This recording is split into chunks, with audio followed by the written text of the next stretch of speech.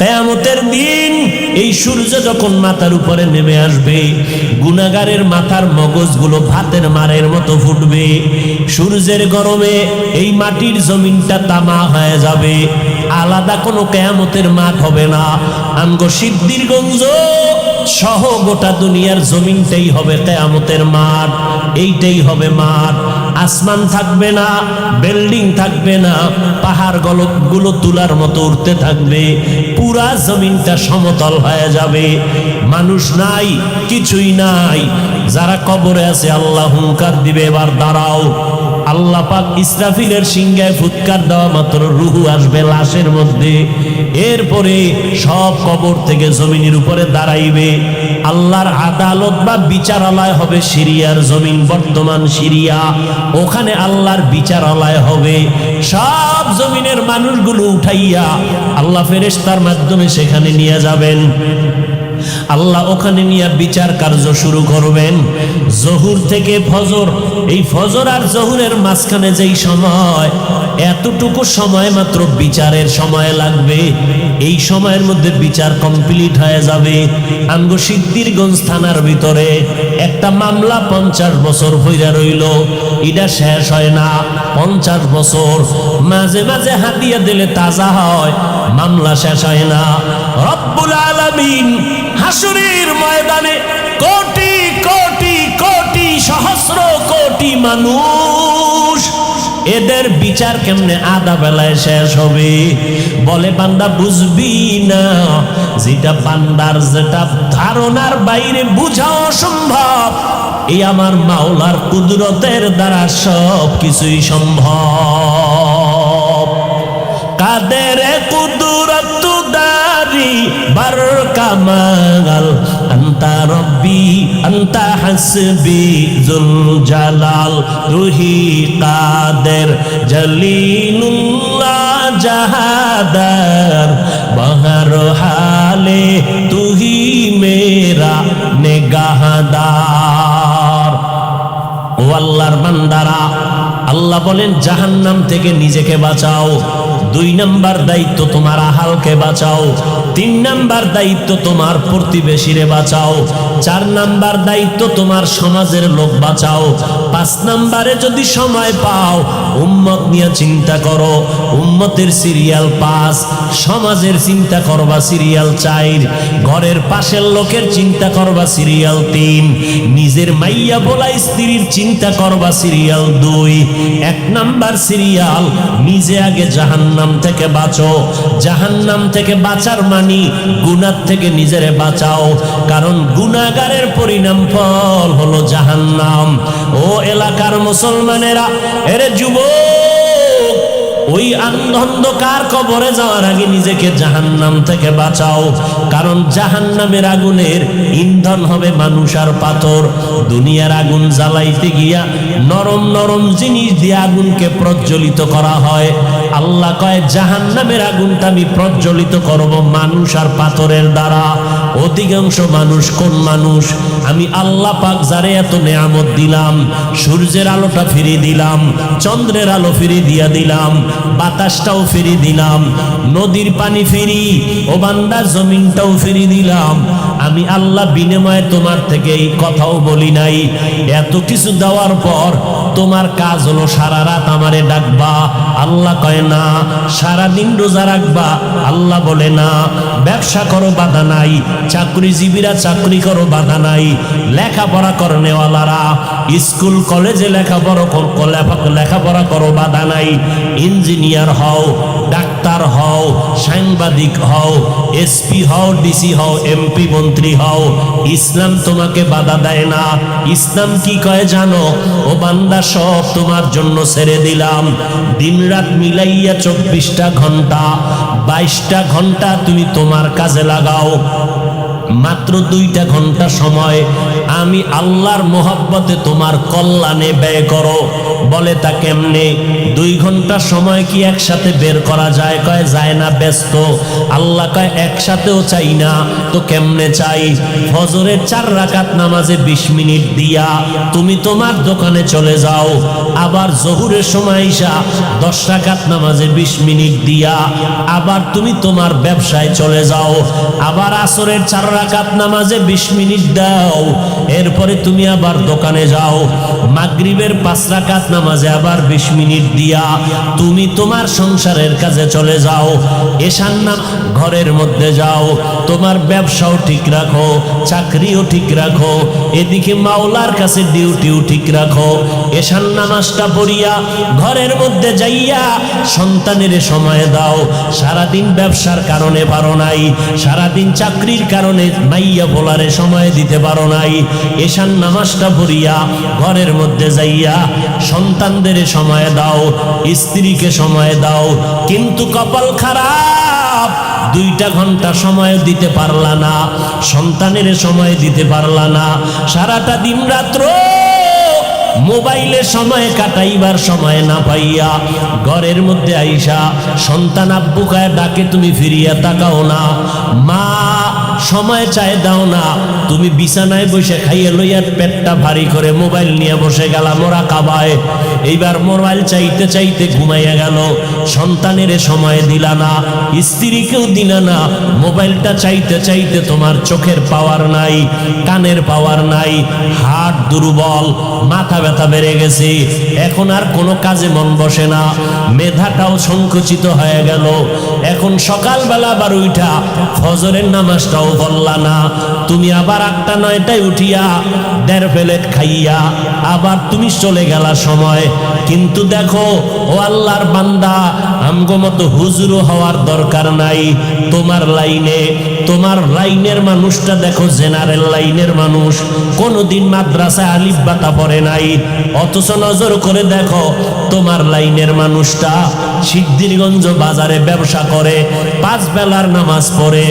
এই রকম ব্যবসায়ী আছে না নাই? বলো বাবা, তুমি কেন পারবা না? তোমার আমার মতো যুবক র্যাব, আর্মি, পুলিশ, বিডিআরের চাকরি করে 5 বেলার নামাজ বাদ দেয় না, অভাব নাই। আল্লাহ বিবেক দিছে, জিজ্ঞাসা করো তুমি কেন পারবা না? তোমার আমার মতো যুবক স্কুল কলেজে পড়ে 5 বেলার নামাজ ছাড়ে না, অভাব নাই।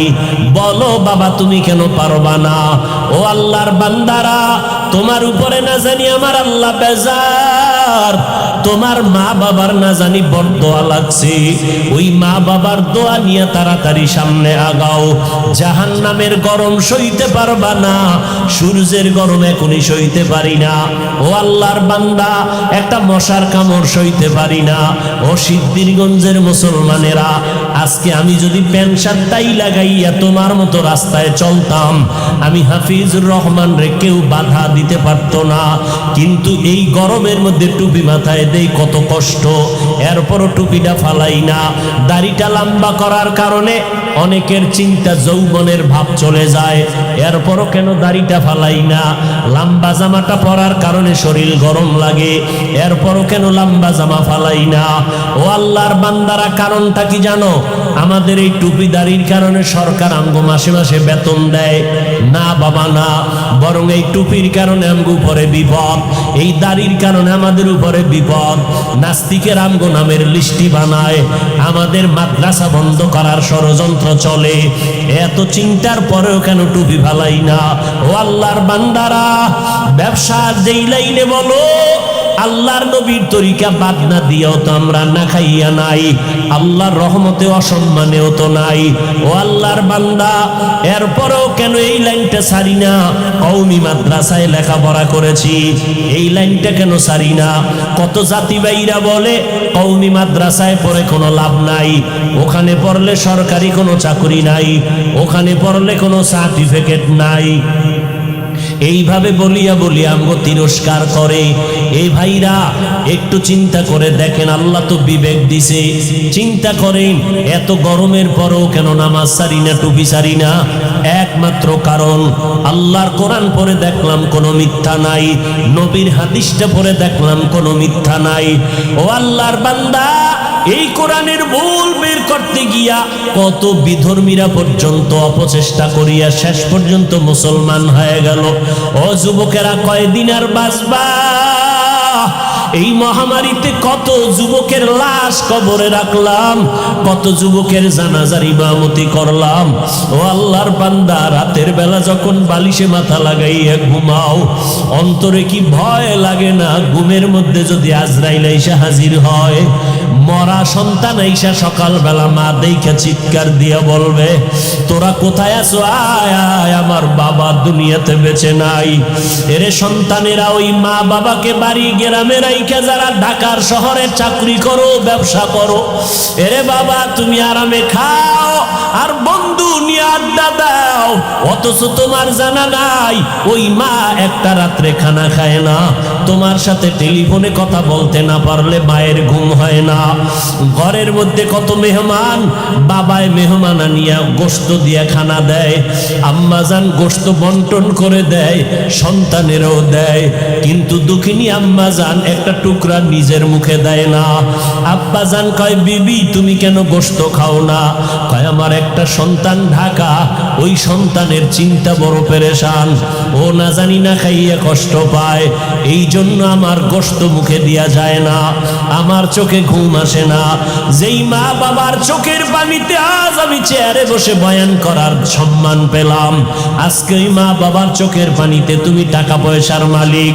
ওই মা বাবার দোয়া ছাড়া তুমি টাকার মালিক হতে পারো নাই। ওই মা বাবার চোখের পানি আর দোয়া ছাড়া পরীক্ষায় ভালো নাম্বার পাও নাই। ওই মা বাবার দোয়া চোখের পানি ছাড়া তুমি গাড়ি বাড়ির মালিক হতে পারো নাই। ও কপাল পোড়া সন্তান, ওই মা বাবা অনেকের দুনিয়ায় নাই, অন্ধকার কবর থেকে দোয়ার অপেক্ষা আছে রে বাবা। আর যারা এখনো দুনিয়ায় বেঁচে আছে, ওই মা বাবা তোমার অপেক্ষা আছে কখন তুমি হাসি মুখে সালাম দিবা, মধুর মোহাব্বত নিয়ে কথা বলবা। ওরে সন্তানেরা, ওই মা বাবার থেকে দোয়া নিয়ে চলতে হবে, না হয় উপায় নাই। ও আল্লাহর বান্দারা, চিন্তা ভাবনা করে দেখলাম আজকে আমার ডানে বামে ভক্ত বৃন্দের অভাব নাই, আমার টাকা বাড়ি গাড়ির অভাব নাই, কিন্তু চিন্তা করে দেখলাম আজকে আমি বক্তা, কত সম্মান, এত রাতেও মানুষগুলো বাড়ি যায় নাই, কিন্তু এই সম্মান কতক্ষণ? দুইটা চক্ষু যখন বন্ধ হয়ে যাবে, আমার গায়ের জামা কাপড় সব কেটে রেখে দিবে, তিনটা সাদা কাপড়ের প্যাকেট যেদিন বানানো হবে, ওই দিন দেখবো কে আমার সাথে যায়। আসল বাস্তবতা হলো কেউ আমার সাথে আর কবরে যাবে না, তোমার কবরও যাবে না। তুমি কয় টাকার মালিক এই প্রশ্ন ফেরেশতারাও করবে না। তুমি কি পরিমাণ শিক্ষা গ্রহণ করছো এই প্রশ্ন করা হবে না। ওই কবরে তিনটা প্রশ্ন হবে, আমাকে আপনাদের সবাইকে। রবের পরিচয় দাও, ধর্মের পরিচয় দাও, রাহমাতুল লিল আলামিনের পরিচয় দাও। এই তিনটা প্রশ্নের জবাব যারা দিতে পারবে তাদের কবর হবে জান্নাতের বাগান। কারা পারবে? দুনিয়াতে যারা রবের গোলামি করে যাবে, দুনিয়াতে যারা ইসলাম অনুযায়ী চলবে, নবীর সুন্নাত অনুযায়ী আঙ্গুলের নখগুলো কাটবে, মাথার চুলগুলো নবীর তরিকায় রাখবে, জুতা দুইটা নবীর তরিকায় পরবে, বাথরুমে ঢুকতে আর বের হইতে নবীর সুন্নাত যারা মানবে, আমার পোশাকটা গায়ে পরতে খুলতে নবীর তরিকা আছে যারা মেনে চলবে, এরা যখন কবরে গিয়া জবাব দিবে জান্নাত হয়ে যাবে।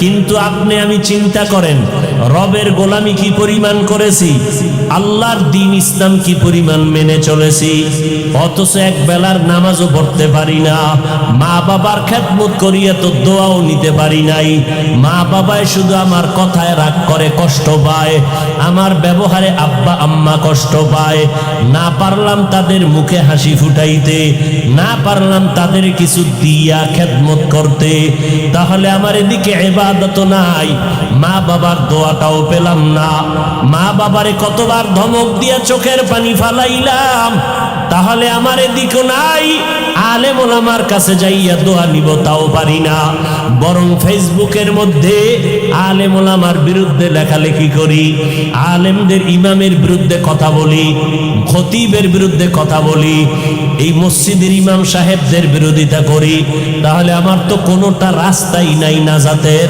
না রবের চিনলাম, না ইসলাম মানলাম, না আঙ্গুলের নখ কাটার মধ্যে নবীর সুন্নত অনুযায়ী কাটলাম, না মাথার চুলগুলো নবীর তরিকায় রাখলাম, না পোশাকটা নবীর তরিকায়, না আমার ঘুমটা নবীর তরিকায়। ঘুমাইতে গিয়াও তো হিন্দি গানের তার লাগাইয়া ঘুমাইলি রে বাবা। এই অবস্থায় যদি আজরাইল এসে হাজির হয়ে যায়, আর এই গুনাহ অবস্থায় যদি তোমার কবরের ডাক এসে যায়, সাদা কাফনের প্যাকেট বানাইয়া অন্ধকার কবরে যখন রেখে আসবে, ওই অন্ধকার কবরে মাটি আর অন্ধকার, আপন কেউ থাকবে না। ওই কবরের মধ্যে রাখার পরে তিনটা প্রশ্ন তোমাকেও করা হবে।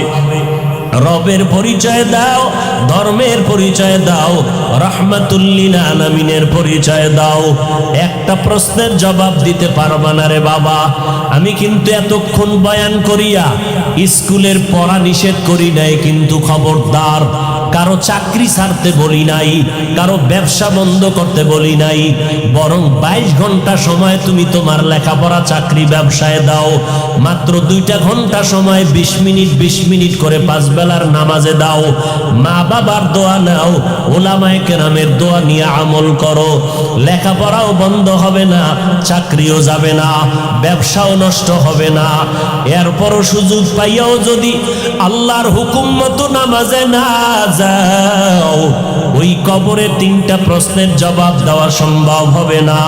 মদিনার নবী বলেন, এই বেঈমান নাফরমান যখন জবাব দিবে না, সাথে সাথে আল্লাহ পাক গাইবে আওয়াজ দিবেন, ও কবরের ফেরেশতা, এই নাফরমানের কোনো সময় দিও না। দুনিয়াতে বহু সময় পাইয়া শুকর আদায় করে নাই, আমার নেয়ামত খাইয়া শুকর আদায় করে নাই, এখনই কবরে জাহান্নামের বিছানা দিয়া দাও। কবরের মধ্যে জাহান্নামের সাথে রাস্তা বানাও। পুরা কবরের মধ্যে জাহান্নামের আগুন, একটা না 2টা না 99টা সাপ কবর ভরে যাবে। আল্লাহ গাইবি আওয়াজ দিয়া রাগান্বিত হয়ে বলবেন, ও কবরের মাটি, এই নাফরমানকে 2 পার্শ্ব থেকে জোরে জোরে চাপ দাও। এত জোরে চাপ দিবে পাজরের হাড্ডি চুরমার হয়ে যাবে। ও আল্লাহর বান্দারা, এই কথাগুলো নবীর হাদিস থেকে শুনাইলাম। মনে মনে চিন্তা করো, নবীর হাদিস তো মিথ্যা হতে পারে না, কারণ আমার নবী 63 বছর জীবনে একটা মিথ্যা কথা বলেন নাই। আম্বিয়ায়ে কেরাম, ওলামায়ে কেরামের কথা মিথ্যা হতে পারে না। 1জন 2জনে মিথ্যা বলতে পারে, লক্ষ লক্ষ নবীদের কথা মিথ্যা না, লক্ষ লক্ষ সাহাবায়ে কেরামের কথা মিথ্যা নয়, কোটি কোটি ওলামায়ে কেরামের কথা মিথ্যা না। অতএব এই গুনাহগারের জন্য জাহান্নাম সত্য। এখন উপায় হলো তওবা করা। এই গভীর রাত সবার কপালে তওবা নসিব হবে না।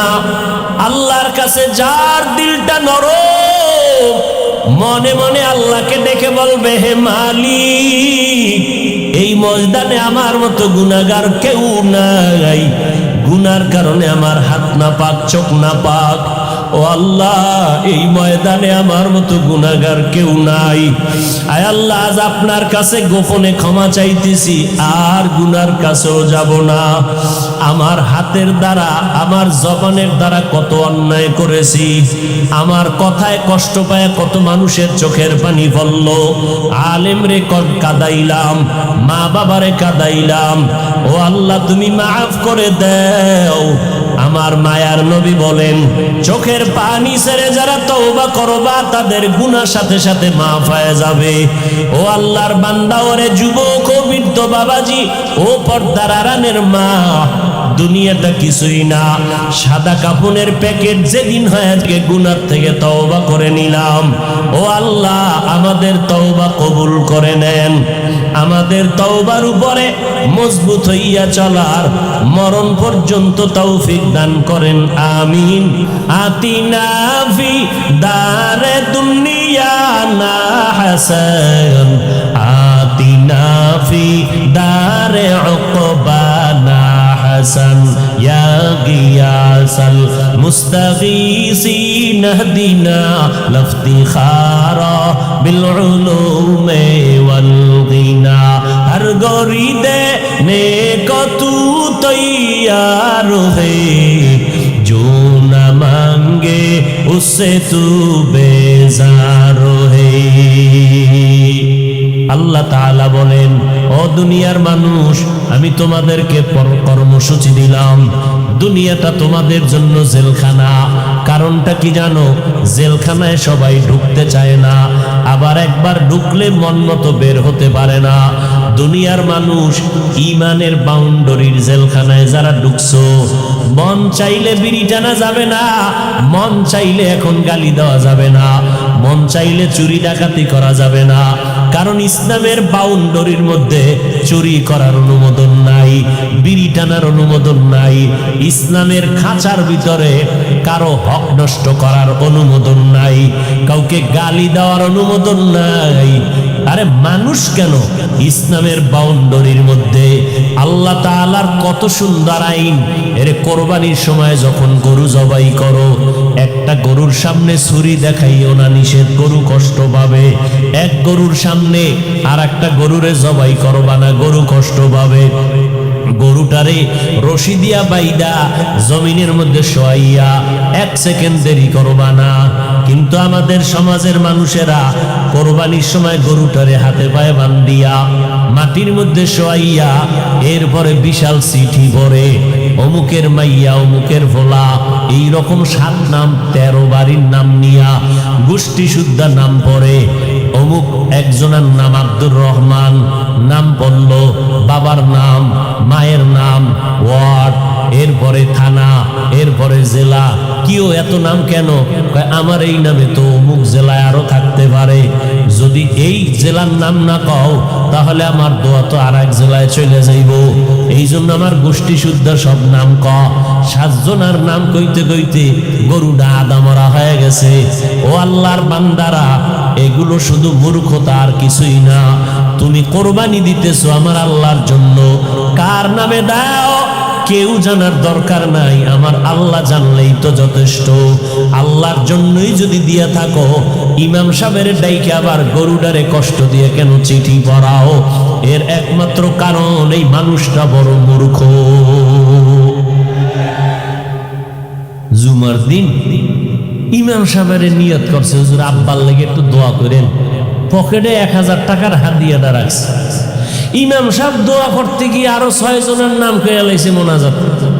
মোনাজাতের ভিতরেই মেজাজ গরম, হাদিয়াটা দিয়া হবে না যে ইমাম সাহেব আমার বাবার জন্য দোয়া করতে গিয়া 1000 টাকা দিব হাদিয়া নিয়ত করছি, হেদিয়া আরো 6 জনের নাম কইল।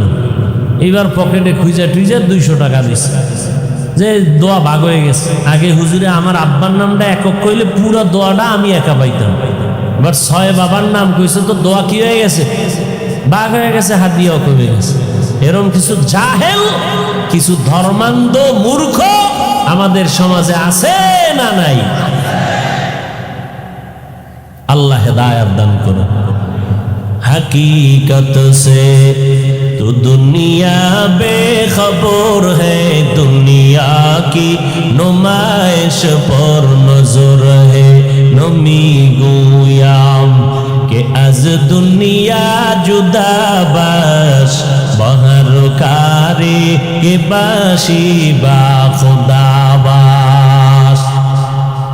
আর মসজিদের ভিতরে তো এখন নামাজের জায়গা রেজিস্ট্রি করা থাকে, ঠিক না? এইটা সভাপতি, এইটা এমপি, এইটা সেক্রেটারি, এইটা হইল সদস্য সচিব। এখানে যদি সভাপতি না আইয়ে ও জায়গাটা খালি থাকবে, এই অবস্থায় নামাজ। যদি এখানে একজন হান দে তো এর চাকরি যাওয়ার আগে ইমামেরটা নাই, বেদ্যুবি। এই যে কর্মকাণ্ডগুলো আল্লাহর ঘরে, এগুলো সব হারাম। এগুলো কি সব হারাম। এরপরে আবার এখন তো চেয়ারম্যান, বিশাল দামি দামি চেয়ার লয়ে বয়া, চেয়ারম্যান হইয়া, ইউনিয়নে চেয়ারম্যান একজন, জুমার দিন মসজিদে চেয়ারম্যান 13 জন।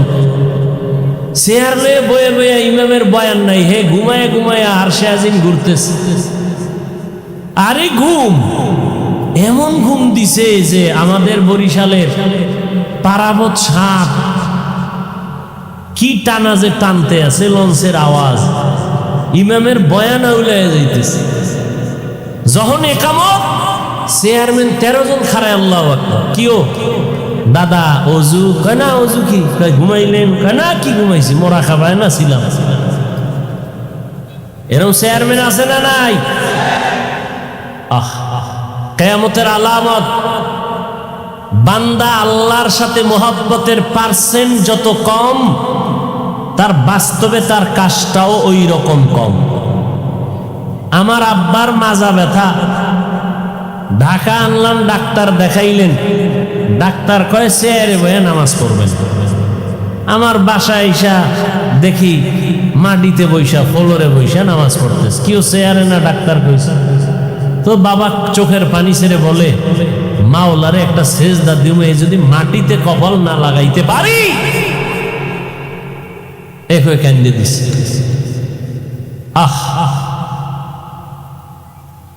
আর আমনে গো মসজিদের খতিবরা যদি কয় চেয়ার বাপ, তুই বাপ, কি ঠিক নেই?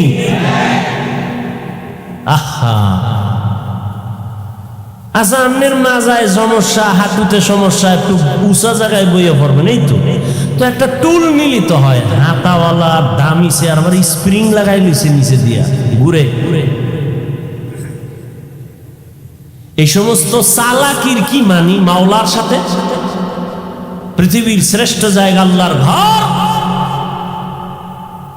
যেখানে আপনি বিনয়ী হইয়া নামাজ পড়বেন, মাথার কপালটা মাটিতে লাগাবেন। আমার রসুল বলেন, আস-সাজিদু ইয়াসজুদু ইলা কদামির রহমান। বান্দা যখন সেজদা করে, ও মাটিতে দেয় না, রহমানের কদমে সেজদা দেয়।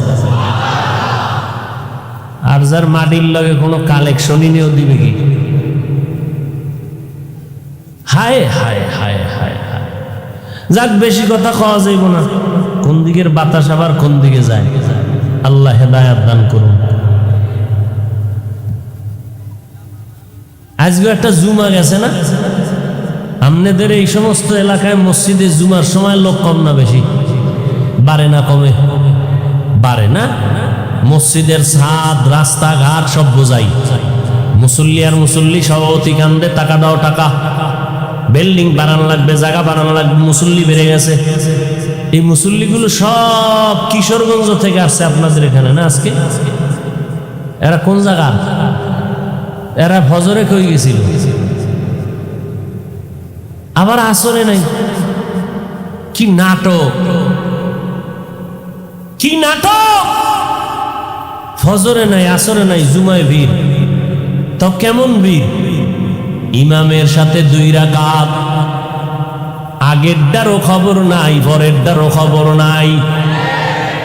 আবার আমার মতো এক মোল্লা ফতুয়া দিয়ে দিছে, জুমার আগে সুন্নাত লাগে না। শোনেন নাই?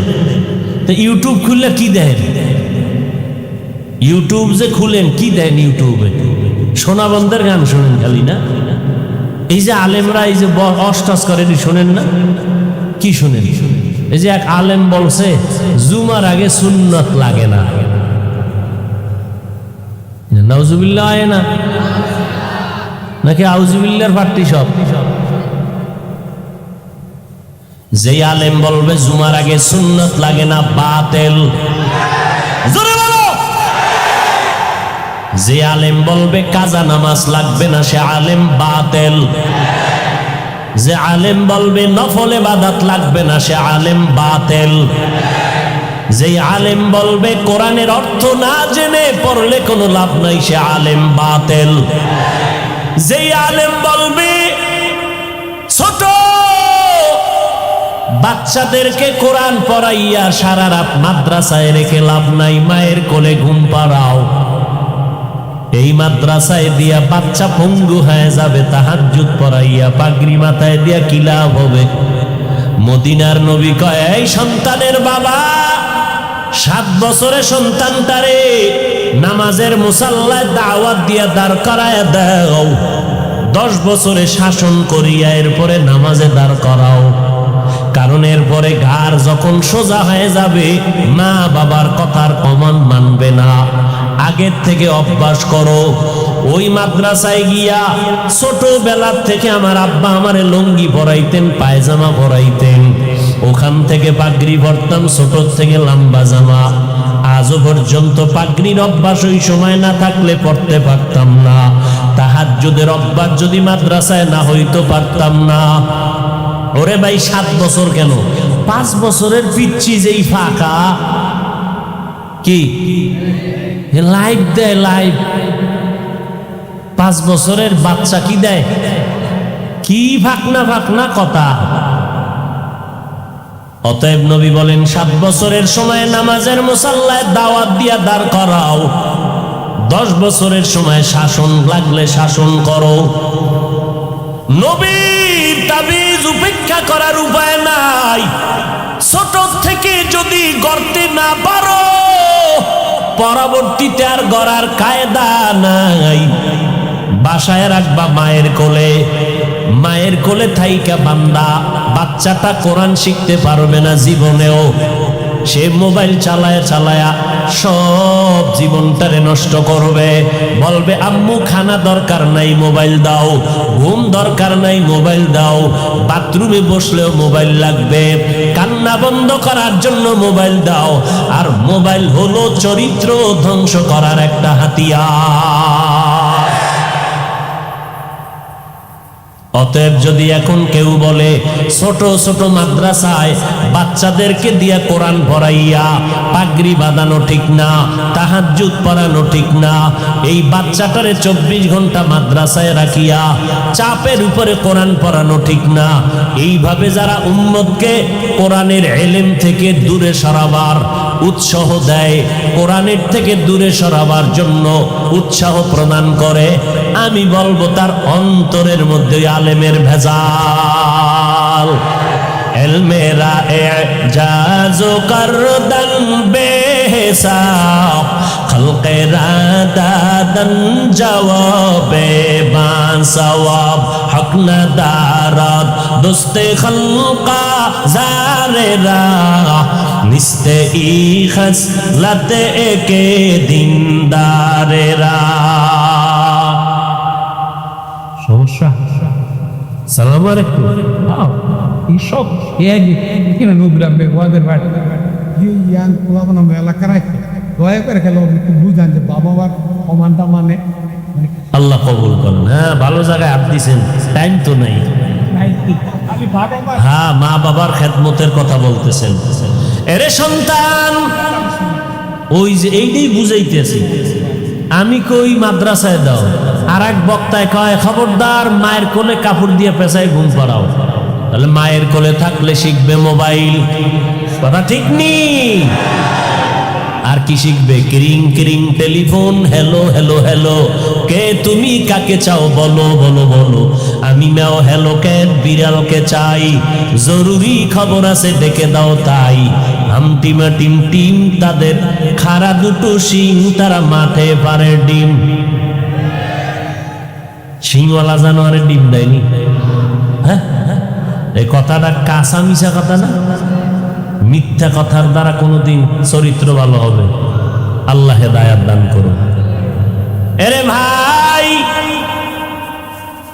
অনেক গার্ডিয়ান আমার কাছে আসে মাদ্রাসায়, হুজুর আমার সন্তানটা দুষ্টামি করে ঘরের মধ্যে, আলমিরা ভাঙ্গা ফেলাইছে, গ্লাস 6টা নাই, চায়ের কাপ ভেঙ্গে চুরমার, আর কাপটা কম কি 90,000 টাকার মোবাইল নাই।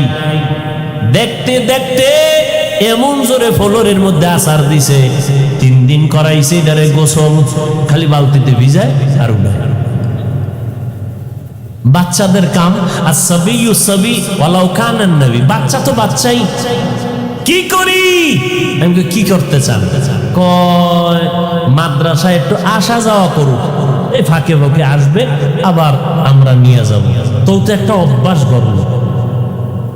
এই অবস্থায় যদি কাটা গায়ে লবণের ছিটা দিয়ে কয় মাদ্রাসায় ছাত্রদেরকে এই এই এই এই, হ্যাঁ টুকটাক অপ্রীতিকর কিছু ঘটনা হতে পারে। আরে ভাই এখন তো ফিডাফিডি নাই। স্কুলে যারা বসছেন মুরব্বীরা কি ফিডাটা যে খাইছেন। আমার এক চাচায় কয় এমন ফিডা আমার একটা দিছে, ওই ফিডার শুনে যে দৌড় দিছি ডাস্টার মাইরা সারের গার উপরে ভরে নাই, এমন দৌড়। ওদিন থেকে স্কুল তালা। বুঝেন নাই? খেজুরের বিশাল বড় বাই 6 হাত লম্বা, সেই সময়ের পিঠা খেয়ে যারা ধৈর্য ধরেছে তারা আজকে দামি দামি মানুষ হয়েছে দুনিয়ার লাইনে আখেরাতের লাইনে। যাক পিঠাফাটির দরকার নাই।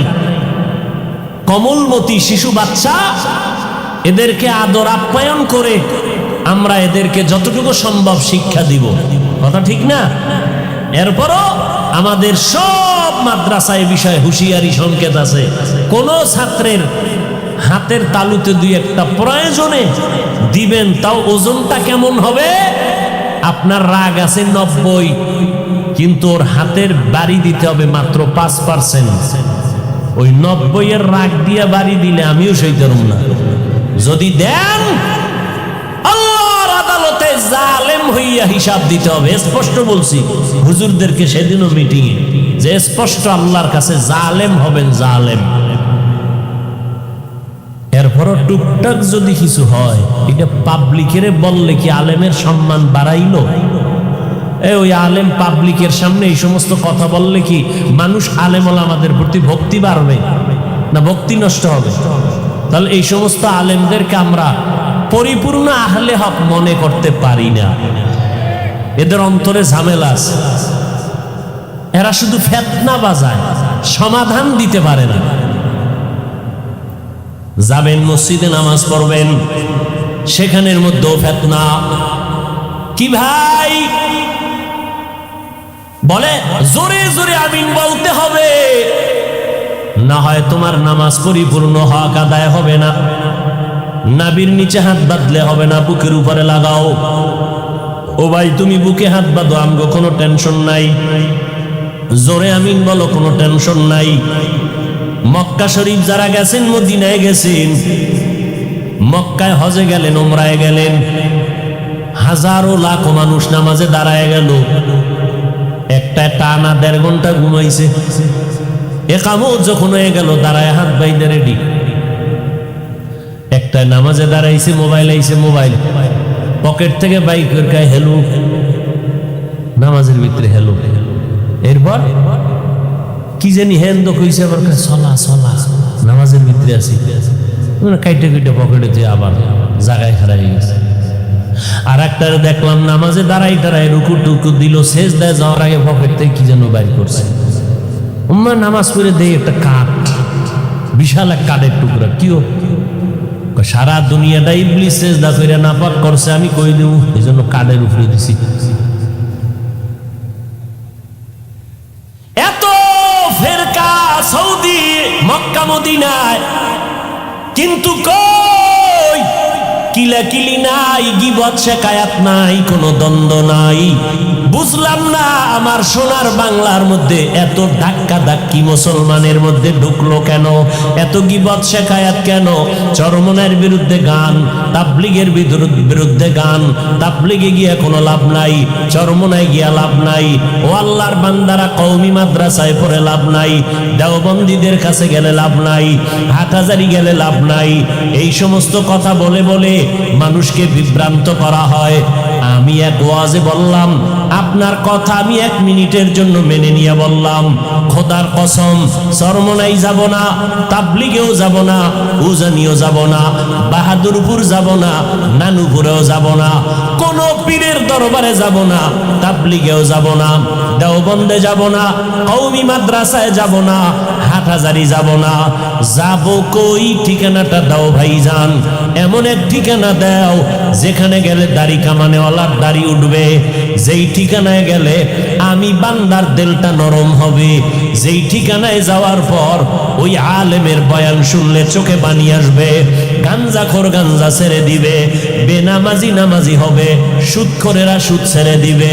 এমন একটা ঠিকানা দাও, তাহলে ওই জায়গায় যাব, কোনোদিন দাওবন্দীদের কাছে যাব না। ও ভাইজান, যাইতেও নিষেধ করলেন, আলাদা কোনো ঠিকানাও দিলেন না, আমগো মাঝখানে ফালাইয়া আপনি মজা নিবেন না। না, আমরা আল্লাহর আদালতে বিচার দেব। আসলে আপনি আমাদের বন্ধু না, আপনি বেঈমান বিধর্মীদের পাচাটা গোলাম। এখানে তো অনেক শিক্ষিত মানুষ, আমার মোহাব্বতের মানুষ, আমি সবাইকে মনে করি যেহেতু পাশের মানুষ। একেবারে নির্দ্বিধা একজনে বলেন যাব না, আমি মেনে নিছি, কসম খাইছি না আল্লাহ, 1 মিনিটের জন্য আপনার কথা মানলাম, যাব না, চরমনাই যাব না, আবু হানিফার মাযহাব মানব না, বাদ, সব বাদ, মাযহাবও মানব না, চরমনাই যাব না, উজানি যাব না, তাবলিগে যাব না, কওমিতে যাব না। কোথায় যাব? ঠিকানা দাও, যেখানে গেলে বয়ান শুনলে কান্না আসবে এমন এক আলেমের ঠিকানা দাও, দাও যেখানে গেলে বেপর্দাওয়ালা পর্দাওয়ালা হবে, দাও ঠিকানা। কই? আমি তো দেখি না, সারা দেশ ঘুরে, ওই ঘুরে ফিরে দেখি উজানির ময়দানে গেলে বেনামাজি নামাজি হয়, ঘুরে ফিরে দেখলাম তাবলিগে গিয়া বহু মানুষ নামাজি হয়েছে, চরমনাই যাওয়ার কারণে বেপর্দাওয়ালা পর্দাওয়ালা হয়েছে। অতএব এদের বিরোধিতা করে কোনো লাভ নাই। যারা এই সমস্ত লাইনের বিরুদ্ধে কথা কয়, এরা আহলে হক হতে পারে না। আরে ভাই, এখন রাত বাজে কটা, এই চিল্লে চিল্লি মানুষ ঘুমাইব না? কি হেন কিলে খিলে হইল নাকি? আমার অজের ভিতরে এত জোরে আওয়াজ, এমনি দেশের অবস্থা খারাপ। আল্লাহ হেদায়াত দান করুন। এত রাত্রে মাইক, বাইরের মাইক বন্ধ করে আমরা হেন মাইকে বয়ান শুনলি, মানুষ ঘুমায়, বাচ্চারা ঘুমায়। বেশি রাত্র ওয়াজ করা ঠিক না, আবার ফজর সামনে, ঠিক না? যারা পড়বে না এখন ঠিক আর বেঠিক কি? এরা আজকে ফজরও পড়ে না, কাইলও পড়বে না, আব্বাই পড়ে না, আমিও পড়ি না, ব্যাস বয়ান চলতে থাক। আল্লাহ হেদায়াত দান করুন।